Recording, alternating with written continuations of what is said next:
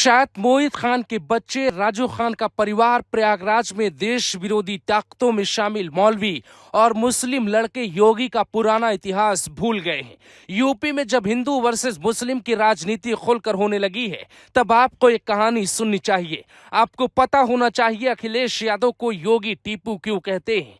आखिर योगी सपा की लाल टोपी को अपराधियों से क्यों जोड़ते हैं। इस पूरी कहानी को जानने से पहले आपको थोड़ा मुलायम और अखिलेश के बीच का एक किस्सा सुनना होगा।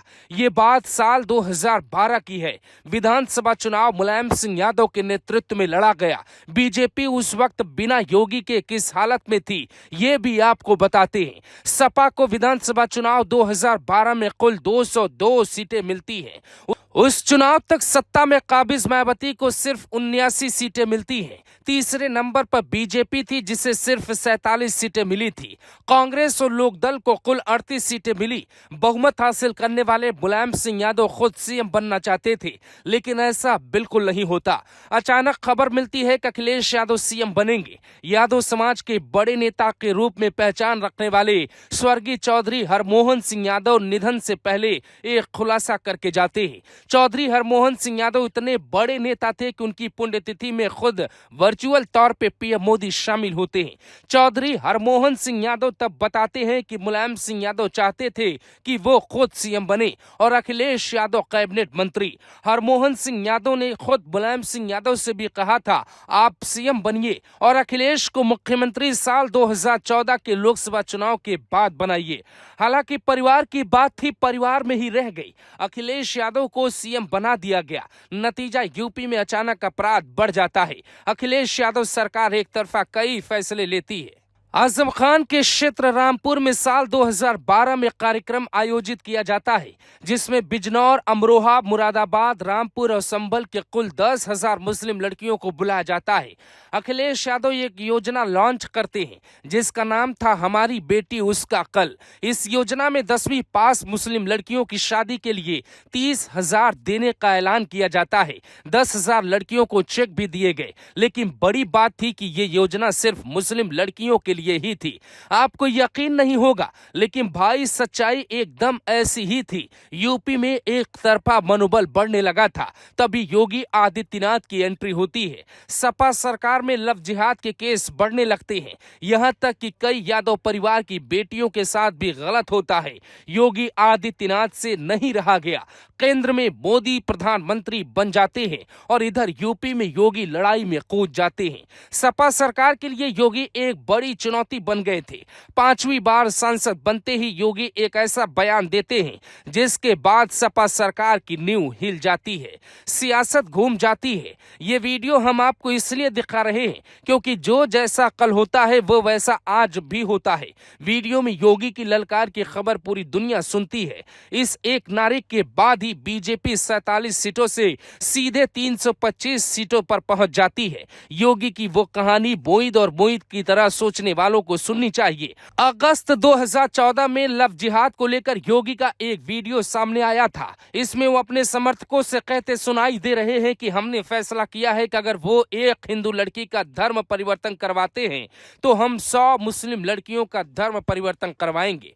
वो वीडियो ऐसा वायरल हुआ कि अखिलेश यादव सरकार बौखला गई थी। यूपी के मुसलमानों ने योगी को अपना दुश्मन मान लिया। 3 साल बाद जब योगी सीएम बने तो उनसे उस वीडियो के बारे में पूछा जाता है। वो जवाब क्या होता है, उसके पहले सुनिए पूरा वीडियो।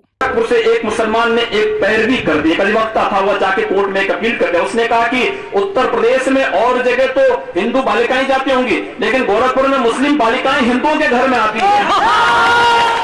हम लोगों ने इस परंपरा को स्वीकार किया। किसी कालखंड में कोई बना होगा, अगर वह हिंदू बनेगा हम उसको स्वीकार करेंगे, उसकी शुद्धि करवाएंगे और उसको अपनाएंगे।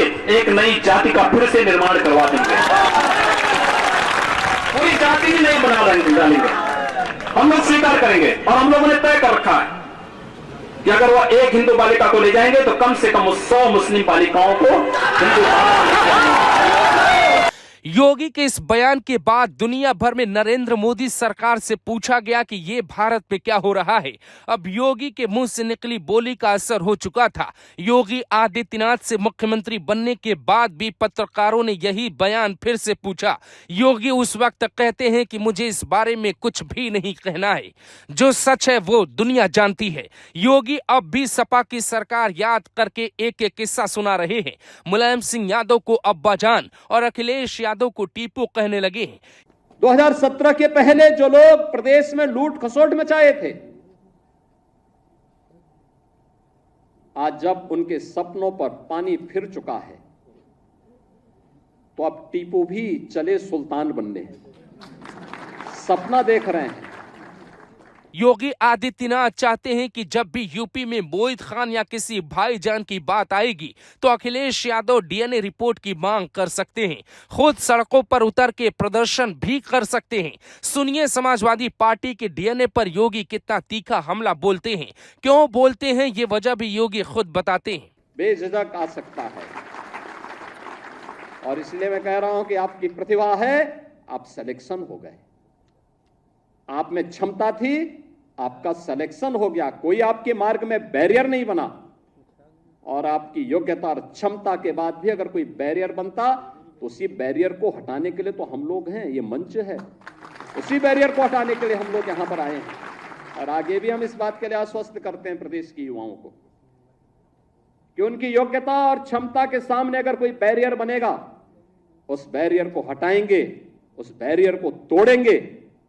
और जो लोग फिर भी बेईमानी और भ्रष्टाचार फैलाएंगे तो उनकी संपत्ति को कुड़क करके गरीबों में वितरित करने का काम भी करेंगे, कोई गुरेज नहीं करेंगे। यूपी के भीतर योगी की सरकार होने के बावजूद भी कुछ अपराधी कानून हाथ में क्यों लेना चाहते हैं? क्या किसी राजनीतिक पार्टी के संरक्षण से कोई अपराधी ताकतवर हो जाता है? क्या डीएनए वाली बात है तो हर पार्टी का डीएनए टेस्ट अब हो जाना चाहिए? हर नेता को अपना पॉलिटिकल डीएनए टेस्ट भी देना चाहिए? यूपी में आप किसी जाति धर्म की सियासत के लिए स्वतंत्र हो सकते हैं, लेकिन कोई भी पार्टी या नेता किसी अपराधी का साथ कैसे निभा सकती है? योगी आदित्यनाथ के बारे में शायद शोधों को नहीं पढ़ाया जाता। अगर पढ़ाना शुरू किया जाए तो योगी के नाम का डर भी अपराध करने से रोक सकता है।